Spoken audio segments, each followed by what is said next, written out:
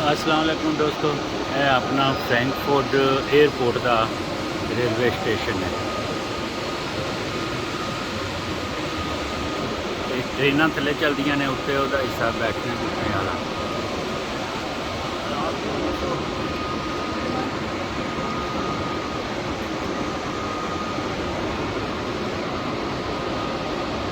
ਲੋਕੀ ਆਟੋਮੈਟ ਦੇ ਵਿੱਚੋਂ ਟਿਕਟਾਂ ਕੱਢ ਰਹੇ ਨੇ।